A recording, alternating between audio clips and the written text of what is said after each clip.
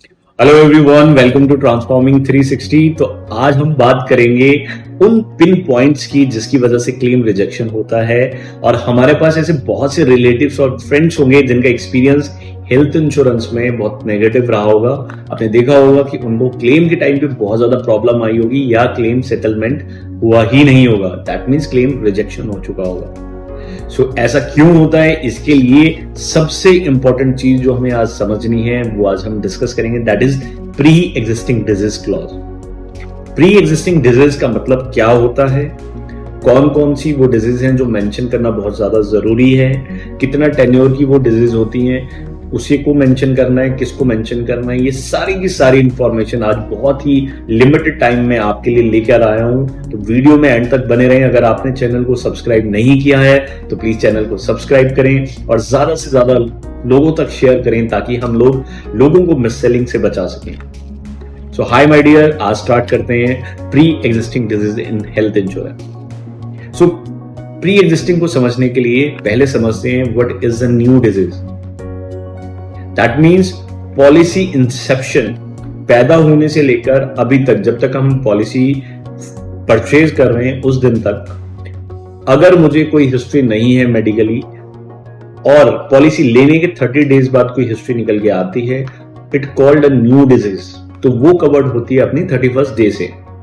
So what is pre existing?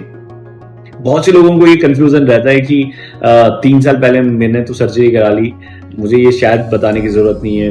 10 साल पहले मुझे जॉन्डिस हुआ था, या 15 साल पहले टाइफाइड हुआ था, या मुझे कभी कोई फ्रैक्चर हुआ था 20-25 साल पहले, या कोई इंजरी थी, हेड इंजरी थी, या कोई माइनर इंजरी थी, क्या वो मुझे बतानी है, नहीं बतानी है?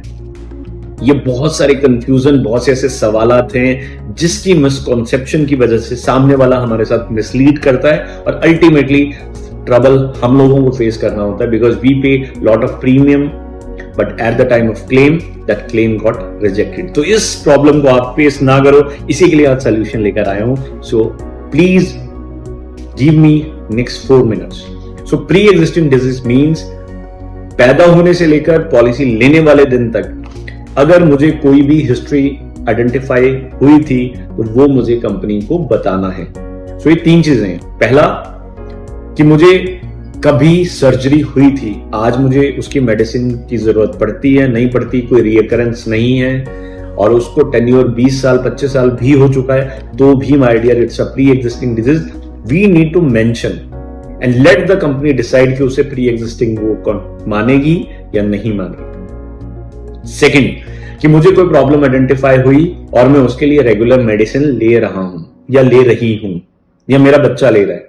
So for that particular thing, we have to mention that this is a pre-existing. Third, कि मुझे कोई चीज प्रॉब्लम आइडेंटिफाई हुई बट उसकी कोई मैं अभी तक मेडिसिन नहीं ले रहा हूं। So you have to declare accordingly कि ये डिजीज आइडेंटिफाई हुई और ये मेडिसिन मैं अभी नहीं ले रहा हूं। That you have to declare, let the company decide.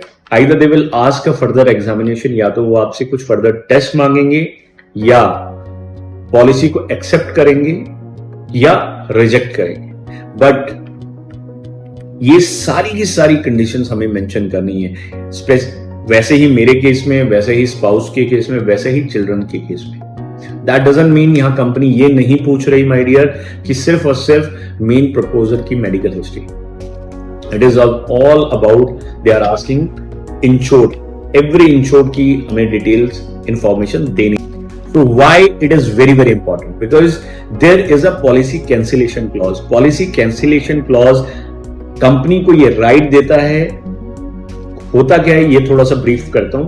Company कहती है, ये क्लॉज कहता है कि अगर कोई भी मटेरियल फैक्ट्स आपने अगर मैनिपुलेट करे हैं या हाइड करे हैं या कुछ छुपाया है या कोई चीज है जिसको आपने उसके ड्यूरेशन में मैनिपुलेशन करी है या अपनी हाइट वेट को लेकर मैनिपुलेशन करी है, अगर फ्यूचर में वो चीज सामने आती है तो company can cancel your policy at any time. Even आपकी पॉलिसी को 5 साल पुराने क्यों ना हो चुके हो, 7 साल पुराना क्यों ना हो चुका हो। So please do not take such risk and declare each and every material facts about you and all your beloved family members. I am telling you, अगर आप ये सारी की सारी चीजें एंडोर्स करते हैं तो 100% इज अ चांस कि आपको फ्यूचर में कभी भी क्लेम के टाइम पे दिक्कत नहीं आएगी माय डियर। अब एक और चीज यहां पे क्लियर करते हैं। फॉर एग्जाम्पल, अगर मुझे डायबिटीज है, बीपी है, और मुझे कभी आज से 20 साल पहले जॉन्डिस रहा था या 15 साल पहले मुझे फ्रैक्चर हुआ था, दैट डजंट मीन कि मैं सिर्फ 2 चीजें मेंशन करवा रहा हूं और 2 चीजें छोड़ देता हूं। No my dear, you have to mention each and everything. Even Covid, अगर मुझे कोविड हुआ था प्लीज डिक्लेयर, अगर हॉस्पिटलाइजेशन हुआ था so please declare. Don't hide any fact. If you are consuming alcohol so please mention alcohol. कितना ले रहे हैं उस ड्यूरेशन को लिखें। स्मोकिंग कर रहे हैं तो कितना टाइम से कर रहे हैं, वो please mention each and everything. And also follow same practice for your spouse, for your children. If your children is consuming alcohol so please do mention. इसमें घबराने वाली कोई बात नहीं है माय डियर, बट यस, अगर आपने ये चीजें नहीं बताई तो 100% you will going to face lots and lots of problems. So my dear, अगर वीडियो अच्छा लगा तो प्लीज ज्यादा से ज्यादा लोगों तक शेयर करें and do let us know about your feedback, about your learning in the comment section below. Looking forward, wishing you a great life, and may you have a wise decision by taking right health insurance coverage, by mentioning each and every material fact. Wish you all the best.